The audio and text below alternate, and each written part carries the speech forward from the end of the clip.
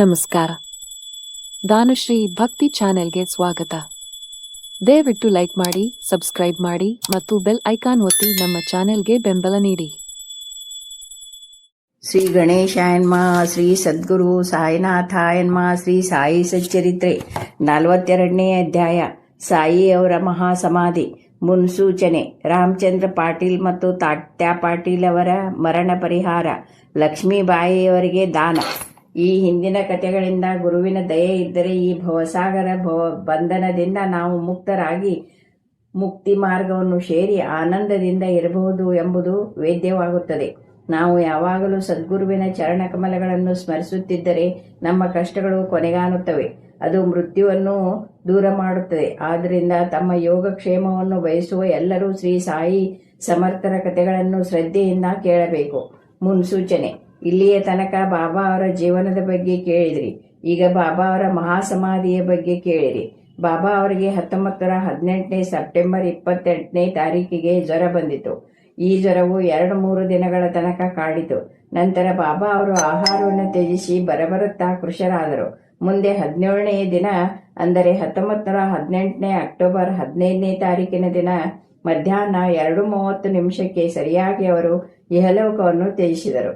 ಶ್ರೀ ನಾರ್ಕೆ ಅಂದರೆ professor GG 1918 November 5ನೇ ತಾರೀಕು ದಾದಾ ಕಾಪರಡೆ ಅವರಿಗೆ ಈ ಬಗ್ಗೆ ಪತ್ರ ಬರೆದಿದ್ದಾರೆ. ಇದನ್ನು ಸಾಯಿ ಲೀಲಾ ಪತ್ರಿಕೆಯಲ್ಲಿ ಪ್ರಕಟಿಸಿದೆ.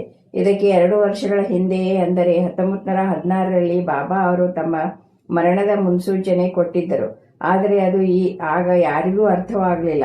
ಅದು ಈ ರೀತಿ ಇದೆ. ಅಂದು ವಿಜಯದಶಮಿ ಸಾಯಂಕಾಲ ಜನರು ಶಿಮೋಲ್ಲಂಘನದಿಂದ ಹಿಂತಿರುಗಿದಾಗ ಬಾಬಾ ಅವರು ಕೋಪಗೊಂಡರು. ತಮ್ಮ ಎಲ್ಲ ಬಟ್ಟೆಗಳನ್ನು ಕಳಚಿ ಉರಿಯುತ್ತಿರುವ ಧ್ವನಿಯಲ್ಲಿ ಹಾಕಿದರು. ಇದರಿಂದ ಅಗ್ನಿದೇವನು ಪ್ರಜ್ವಲಿಸಿ ಬಾಬಾ ಅವರು ಹೆಚ್ಚು ಪ್ರಕಾಶಿಸತೊಡಗಿದರು.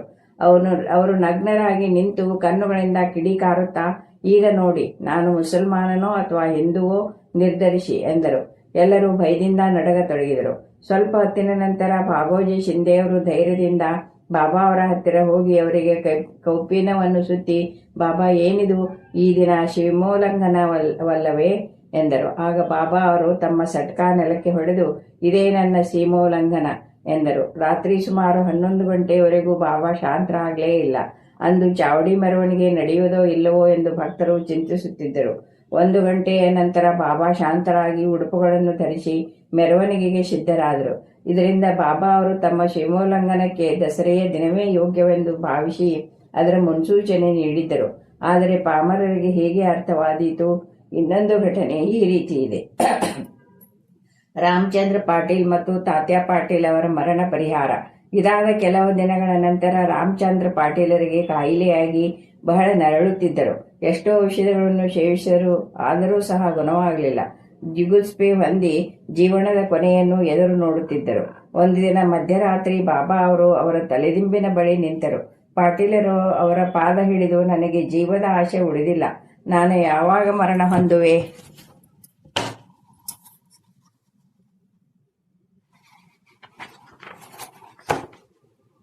ತಿಳಿಸಿರಿ ಎಂದು ಕೇಳಲು ಬಾಬಾ ಅವರು, ಹೆದರಬೇಡ, ನಿನ್ನ ಮರಣ ಶಾಸನವನ್ನು ಹಿಂತೆಗೆದುಕೊಂಡಿದ್ದೇನೆ. ನೀನು ಶೀಘ್ರದಲ್ಲಿಯೇ ಗುಣ ಹೊಂದುವೆ. ಆದರೆ ನನಗೆ ತಾತ್ಯಾ ಅವನದೇ ಚಿಂತೆಯಾಗಿದೆ. ಅವನು 1918 ವಿಜಯದಶಮಿ ದಿನ ಕಾಲವಾಗುತ್ತಾನೆ. ಇದನ್ನು ಅವನಿಗಾಗಲಿ ಇನ್ನಿತರರಿಗಾಗಲಿ ತಿಳಿಸಬೇಡ, ಅವನು ಹೆದರಬಹುದು ಎಂದರು. ರಾಮಚಂದ್ರ ಪಾಟೀಲರು ಗುಣಮುಖರಾದರು. ಆದರೆ ತಾತ್ಯಾ ಪಾಟೀಲ್ 2 ವರ್ಷಗಳಲ್ಲಿ ಸಾಯುತ್ತಾರೆ ಎಂದು ರಾಮಚಂದ್ರ ಚಿಂತಿಸತೊಡಗಿದನು. ಅವರು ಈ ವಿಷಯವನ್ನು ಬಾಳಾಶಿಂಪಿಯವರ ಹೊರತಾಗಿ ಬೇರೆ ಯಾರಿಗೂ ತಿಳಿಸಿರಲಿಲ್ಲ. ತಾತ್ಯಾ ಅವರ ಸಾವಿನ ಬಗ್ಗೆ ಇಬ್ಬರೂ ಹೆದರಿಕೆಯಿಂದ ಇದ್ದರು. ರಾಮಚಂದ್ರ ಪಾಟೀಲ್ ಸಂಪೂರ್ಣವಾಗಿ ಗುಣ ಹೊಂದಿದರು. ಕಾಲವು ಬೇಗನೆ ಉರುಳಿತು. 1918 ದಸರಾ ದಿನಗಳು ಸಮೀಪಿಸಿದವು. ಬಾಬಾ ಅವರು ಹೇಳಿದಂತೆ ತಾತ್ಯಾ ರೋಗ ಪೀಡಿತರಾದರು. ಆದ್ದರಿಂದ ಅವರಿಗೆ ಬಾಬಾ ಅವರ ದರ್ಶನಕ್ಕೆ ಬರಲಾಗಲಿಲ್ಲ. ಬಾಬಾ ಅವರು ಸಹ ಅಸ್ವಸ್ಥರಾಗಿ ಹಾಸಿಗೆ ಹಿಡಿದರು. ತಾತ್ಯಾ ಅವರು ಬಾಬಾ ಅವರಲ್ಲಿ ನಂಬಿಕೆ ಇಟ್ಟಿದ್ದರು. ವಿಜಯದಶಮಿ ಸಮೀಪಿಸುತ್ತಲೇ ರಾಮಚಂದ್ರ ಪಾಟೀಲರು ಬಾಳಾಶಿಂಪೆಯವರು ಗಾಬರಿಗೊಂಡರು. ವಿಜಯದಶಮಿ ಉದಯವಾಯಿತು. ತಾತ್ಯಾ ಅವರ ನಾಡಿ ಬಿಡ್ತ ಕಮ್ಮಿಯಾಗತ್ತಿತ್ತು. ಅವರು ಪರಲೋಕವನ್ನೈದುವ ಸ್ಥಿತಿಯಲ್ಲಿದ್ದರು. ಆದರೆ ಒಂದು ವಿಚಿತ್ರ ಸಂಗತಿ ನಡೆಯಿತು. ತಾತ್ಯಾ ಅವರು ಬದುಕಿದರು. ಬಾಬಾ ಅವರು ಇಹಲೋಕವನ್ನೈದಿದರು. ಬಾಬಾ ಅವರು ತಾತ್ಯಾ ಅವರಿಗೋಸ್ಕರ ತಮ್ಮ ಪ್ರಾಣ ಬಿಟ್ಟರು ಎಂದು ಭಕ್ತರು ಭಾವಿಸಿದರು.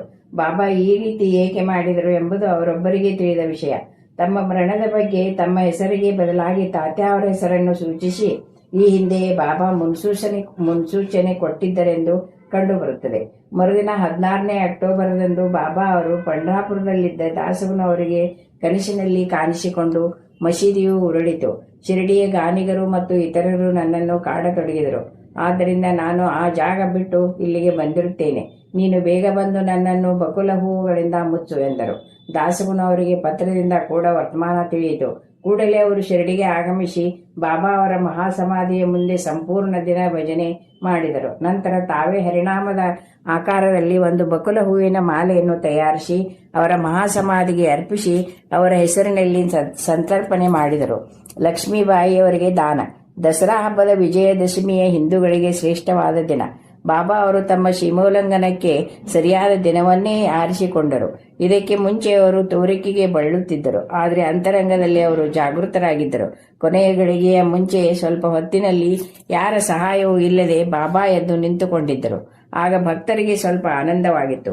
ಬಾಬಾ ಅವರಿಗೆ ಮರಣ ಸಮೀಪಿಸಿತೆಂದು ತಿಳಿದಿತ್ತು. ಆದ್ದರಿಂದ ಲಕ್ಷ್ಮೀಬಾಯಿ ಶಿಂದೆಯವರಿಗೆ ಸ್ವಲ್ಪ ಹಣ ದಾನ ಕೊಡಬೇಕೆಂದು ಇಚ್ಛಿಸಿದರು. ಲಕ್ಷ್ಮೀಬಾಯಿ ಬಹಳ ಒಳ್ಳೆಯ ಸಾಧ್ವಿಗಳಾಗಿದ್ದರು. ಹಗಲಿರುಳೆನ್ನದೆ ಮಸೀದಿಯಲ್ಲಿ ಕೆಲಸ ಮಾಡುತ್ತಿದ್ದರು. ಭಗತ್ ಮಾಳಸಾಪತಿ, ತಾತ್ಯ ಲಕ್ಷ್ಮೀಬಾಯಿ ಈ ಮೂವರನ್ನು ಬಿಟ್ಟರೆ ಇನ್ನಾರು ರಾತ್ರಿ ವೇಳೆಯಲ್ಲಿ ಮಸೀದಿಗೆ ಹೋಗಲು ಅವಕಾಶವಿರಲಿಲ್ಲ. ಒಂದು ದಿನ ಬಾಬಾ ಅವರು ತಾತ್ಯ ಅವರೊಂದಿಗೆ ಮಸೀದಿಯಲ್ಲಿ ಕುಳಿತಿರುವಾಗ ಲಕ್ಷ್ಮೀಬಾಯಿ ಶಿಂದೆಯವರು ಬಂದು ನಮಸ್ಕರಿಸಿದರು. ಆಗ ಬಾಬಾ ಅವರು, ಲಕ್ಷ್ಮಿ, ನನಗೆ ಹಸಿವಾಗಿದೆ ಎಂದು ಹೇಳಿದರು.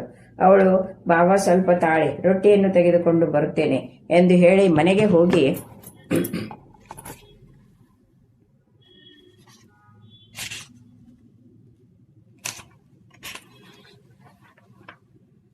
ಸ್ವಲ್ಪ ಹೊತ್ತಿನ ನಂತರ ರೊಟ್ಟಿ ಮತ್ತು ಪಲ್ಯದೊಡನೆ ಹಿಂದಿರುಗಿ ಬಂದು ಬಾಬಾ ಅವರ ಮುಂದೆ ಇಟ್ಟಳು.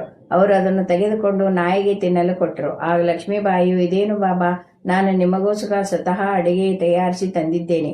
ನೀವು ಒಂದು ಚೂರು ಸಹ ತಿನ್ನದೆ ನಾಯಿಗೆ ಕೊಡುತ್ತಿದ್ದೀರಲ್ಲ, ನನಗೆ ವೃಥಾ ತೊಂದರೆ ಕೊಟ್ಟಿರಿ ಎಂದರು. ಆಗ ಬಾಬಾ ಅವರು, ಏತಕ್ಕೆ ಚಿಂತಿಸುವೆ? ಆ ನಾಯಿಯ ಹಸಿವನ್ನು ಹಿಂಗಿಸುವುದು ನನ್ನ ಹಸಿವನ್ನು ಹಿಂಗಿಸಿದಂತೆಯೇ. ನಾಯಿಗೂ ಆತ್ಮ ಇದೆ. ಜೀವರಾಶಿಗಳು ಬೇರೆ ಬೇರೆ ಆಗಿರಬಹುದು, ಆದರೆ ಹಸಿವು ಮಾತ್ರ ಸಾಮಾನ್ಯವಾದುದು ಅಲ್ಲವೇ? ಕೆಲವು ಪ್ರಾಣಿಗಳು ಮಾತನಾಡಬಲ್ಲವು, ಕೆಲವು ಮಾತನಾಡವು ಅಷ್ಟೇ. ಯಾರು ಹಸಿದವರಿಗೆ ಅನ್ನ ನೀಡುತ್ತಾರೆಯೋ ಅವರು ನನಗೆ ಅನ್ನ ನೀಡಿದಂತೆಯೇ. ಇದು ಸಿದ್ಧಾಂತವೆಂದು ತಿಳಿ ಎಂದು ಹೇಳಿದರು.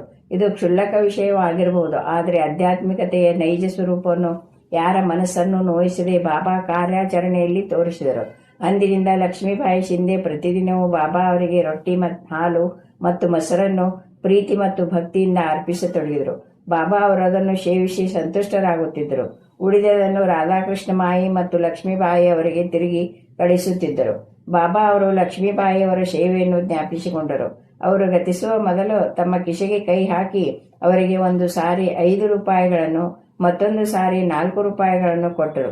ಈ ಸಂಖ್ಯೆಯು 9, 21ನೇ ಅಧ್ಯಾಯದಲ್ಲಿ ವಿವರಿಸಿದ ನವರಸ ಭಕ್ತಿಗಳನ್ನು ಸೂಚಿಸುತ್ತದೆ, ಅಥವಾ ಅದು ಸೀಮೋಲ್ಲಂಘನ ನಿಮಿತ್ತ ಬಾಬಾ ಕೊಟ್ಟ ದಕ್ಷಿಣೆಯಾಗಿರಬಹುದು. ಲಕ್ಷ್ಮೀಬಾಯಿಯವರಿಗೆ ಹಣದ ಕೊರತೆ ಇರಲಿಲ್ಲ. ಆದ್ದರಿಂದ ಬಾಬಾ ಅವರು ಭಾಗವತದ 11ನೇ ಸ್ಕಂದದ 10ನೇ ಅಧ್ಯಾಯದ 6ನೇ ಶ್ಲೋಕದಲ್ಲಿ ಹೇಳಿರುವ ಭಕ್ತನಲ್ಲಿ ಇರಬೇಕಾದ ಮೊದಲ 5 ನಂತರ 4 ಗುಣಗಳನ್ನು ಉಪದೇಶ ಮಾಡಿದರೆಂದು ಭಾವಿಸಬಹುದು. ಬಾಬಾರವರು ಅದೇ ಕ್ರಮವನ್ನು ಅನುಸರಿಸಿ 5 ರೂಪಾಯಿಗಳನ್ನು ನಂತರ 4 ರೂಪಾಯಿಗಳನ್ನು ಕೊಟ್ಟರು. ಹಿಂದೆ ಅವಳಿಗೆ ಅನೇಕ ಸಲ ಎಷ್ಟು ಹಣವನ್ನು ಕೊಟ್ಟಿದ್ದರು. ಆದರೆ ಈ 9 ರೂಪಾಯಿಗಳ ಕೊಡುಗೆಯನ್ನು ಲಕ್ಷ್ಮೀಬಾಯಿ ಎಂದೂ ಮರೆಯಲಿಲ್ಲ. ಬಾಬಾ ಅವರು ತಮ್ಮ ಅಂತ್ಯದಲ್ಲಿ ಜಾಗೃತರಾಗಿಯೇ ಇದ್ದರು. ಮೋಹ ಮತ್ತು ಮಮತೆಯಿಂದ ದೂರವಾಗಿರಲು ಭಕ್ತರೆಲ್ಲರನ್ನು ಮನೆಗೆ ಕಳುಹಿಸಿದರು. ಕಾಕಾ ಮತ್ತು ಬೂಟಿಯವರು ಮಾತ್ರ ಬಾಬಾ ಅವರ ಹತ್ತಿರ ಇದ್ದರು. ಆದರೆ ಅವರನ್ನು ಸಹ ವಾಡಾಕ್ಕೆ ಹೋಗಿ ಊಟ ಮಾಡಿಕೊಂಡು ಬರಲು ಹೇಳಿ ಕಳುಹಿಸಿದರು. ಅವರು ಮನಸ್ಸಿಲ್ಲದೆ ಬಾಬಾ ಅವರ ಆಜ್ಞೆಯನ್ನು ಪಾಲಿಸಿ ಭಾರವಾದ ಹೃದಯದಿಂದ ಬಾಬಾ ಅವರನ್ನು ಬಿಟ್ಟು ಊಟಕ್ಕೆ ಹೊರಟರು. ಬಾಬಾ ಅವರ ಸ್ಥಿತಿ ಚಿಂತಾಜನಕವಾಗಿದೆ ಎಂದು ತಿಳಿದು ಅವರು ವಾಡಾಕ್ಕೆ ಬಂದು ಮನಸ್ಸಿಲ್ಲದ ಮನಸ್ಸಿನಲ್ಲಿ ಊಟಕ್ಕೆ ಕುಳಿತರು. ಅವರು ಊಟ ಮುಗಿಸುವ ಮೊದಲೇ ಬಾಬಾ ಅವರು ಪರಲೋಕ ಯಾತ್ರೆ ಬೆಳೆಸಿದರು. ಈ ಸಮಾಚಾರ ಮುಟ್ಟಿದೊಡನೆ ಅವರು ಎದ್ದು ಕೈ ತೊಳೆದು ಮಸೀದಿಗೆ ಧಾವಿಸಿದರು. ಬಾಬಾ ಅವರು ಬಯಾಜಿ ಪಾಟೀಲರ ತೊಡೆಯ ಮೇಲೆ ಮಲಗಿದ್ದರು. ಅವರು ನೆಲಕ್ಕುರುಳಿ ಅಥವಾ ಹಾಸಿಗೆಯ ಮೇಲೆ ಒರಗಿಕೊಂಡು ಆಸು ನೀಗಲಿಲ್ಲ. ತಮ್ಮ ಆಸನದಲ್ಲಿ ಕುಳಿತು ತಮ್ಮ ಸ್ವಹಸ್ತದಿಂದ ದಾನ ಮಾಡುತ್ತಾ ಮಾನವ ದೇಹವನ್ನು ತ್ಯಜಿಸಿ ಸಮಾಧಿ ಹೊಂದಿದರು. ಸಂತರು ಒಂದು ಧ್ಯೇಯ ಸಾಧನೆಗಾಗಿ ಅವತರಿಸಿ ಆ ಧ್ಯೇಯವನ್ನು ಸಾಧಿಸಿದ ನಂತರ ಹೇಗೆ ಈ ಲೋಕಕ್ಕೆ ಸುಗಮವಾಗಿ ಬಂದರೋ ಹಾಗೆಯೇ ಸುಗಮವಾಗಿ ಹಿಂತಿರುಗಿ ಹೋಗುತ್ತಾರೆ. ಶ್ರೀ ಸಾಯಿ ಪ್ರಣಾಮ.